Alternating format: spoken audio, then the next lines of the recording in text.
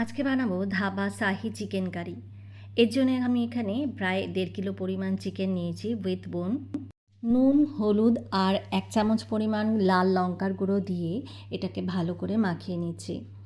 সবগুলো মাখানো হয়ে গেলে এর মধ্যে বেশ খানিকটা পরিমাণ সর্ষের তেল দিয়ে এটাকে ম্যারিনেশনের জন্য রেখে দেব। সর্ষের তেল দিলে চিকেনের যে বাইরের সারফেসটা আছে সেগুলো অনেকটা সফট হয়ে যায়, আর ম্যারিনেশনটাও বেশ ভালো মতো হয়। প্রায় 1 ঘন্টার জন্য আমি এটাকে ম্যারিনেট করব। এর মাঝে কিছু মশলা বানিয়ে নিতে হবে। দেখুন তেলটা দেওয়ার পরে কতটা সফট লাগছে দেখতে। আরেকটু মনে হচ্ছে সর্ষের তেল লাগবে, সেই জন্য আরেকটু পরিমাণ সর্ষের তেল দিয়ে দিলাম। এরপর ওভেনের মধ্যে আমি একটা প্যান বসিয়ে দিচ্ছি। প্যানের মধ্যে আমি প্রায় 2 চামচ পরিমাণ আমি এখানে বাটার দিয়ে দেবো। আপনারা যদি কম পরিমাণ বাটার দেন তাহলে এর মধ্যে আরেকটু রিফাইন তেল অ্যাড করতে পারেন। এখানে কয়েকটা কাজু আর চারমগজ নিয়েছি, এটাকে দিয়ে আমি একটু ফ্রাই করে নেব। একটুখানি লাল লাল করে ভেজে নিচ্ছি, একটু ড্রাই রোস্ট। ফ্লেমটাকে একটু মিডিয়াম করে একটু লাল লাল করে ভেজে নিতে হবে। তারপর আমি এখানে প্রায় 4-5টা পরিমাণ টমেটো নিয়ে নিয়েছি, সেই টমেটোগুলো আমি এর মধ্যে দিয়ে দেব। আর যেহেতু চিকেনের পরিমাণ অনেক বেশি সেই জন্য পেঁয়াজগুলো দিয়ে দিচ্ছি। প্রায় এখানে 6-7টার মতো পেঁয়াজ আছে আর 2টো গোটা রসুন দিয়ে আমি সবগুলোকে একসাথে একটু ভেজে নেব। একটু নাড়াচাড়া করে ভেজে নিতে হবে। কিছুক্ষণ ভাজার পরে যখন একটু ভাজা হয়ে আসবে তারপরে আমি এর মধ্যে জল দিয়ে দেব। প্রায় 1 কাপ পরিমাণ আমি জল দিয়ে এটাকে ঢাকা দিয়ে ঢেকে রাখবো যতক্ষণ না পর্যন্ত এটা সেদ্ধ হয়ে আসছে। এরপর কড়াই বসিয়ে আমি বেশ খানিকটা তেল দিয়ে দিচ্ছি। এর মধ্যে শুকনো লঙ্কা, জায়ফল, জায়ত্রী আর এলাচ সবগুলোকে ফোড়নে দিয়ে আমি এবার চিকেনগুলোকে দিয়ে দেবো। প্রথমে সবগুলো চিকেন দিয়ে চিকেনটাকে একটু ভেজে নিতে হবে। একটু সময় ধরে মিডিয়াম ফ্লেমে এটাকে ভাজলে ভালো হয়। যতক্ষণ না পর্যন্ত চিকেনের গা থেকে জলটা একটু টেনে নিচ্ছে ততক্ষণ পর্যন্ত চিকেনটাকে ফ্রাই করে যেতে হবে।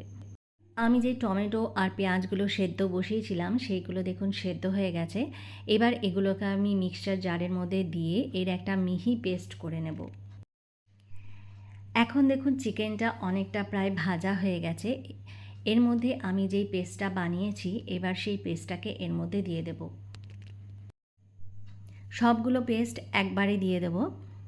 দিয়ে এটাকে নাড়াচাড়া করে অনেকক্ষণ সময় ধরে কষাতে হবে। এর মধ্যে 1 চামচ পরিমাণ গরম মশলার গুঁড়ো দিয়ে দিচ্ছি আর 1 চামচ পরিমাণ জিরের গুঁড়ো দিয়ে দিলাম। এখানে 3 চামচ পরিমাণ কাঁচা লঙ্কা মিক্সিতে পেস্ট করে রেখেছিলাম, সেই পেস্টটা এর মধ্যে দিয়ে দিচ্ছি। সবগুলোকে দিয়ে ভালো মতো কষিয়ে নিতে হবে আর মিক্সার জারটাকে একটুখানি জল দিয়ে ধুয়ে সেই জলটাকে দিয়ে দিলাম। হলুদ দিয়ে দিচ্ছি পরিমাণ মতো। সবগুলোকে একসাথে দিয়ে ফ্লেমটাকে হাই করে এটাকে কষিয়ে নিতে হবে।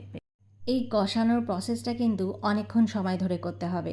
যতক্ষণ না পর্যন্ত জলটা একদম টেনে নিচ্ছে আর একটু তেল বেরিয়ে যাচ্ছে ততক্ষণ পর্যন্ত এটাকে নেড়ে যেতে হবে। কষানোটা খুব ভালো মতো করতে হবে, তাহলেই কিন্তু ফ্লেভারটা একদমই পারফেক্ট আসবে। দেখুন মনে হচ্ছে কষানোটা অনেকটা হয়ে এসছে, তেলটাও একটু বেরিয়ে এসছে।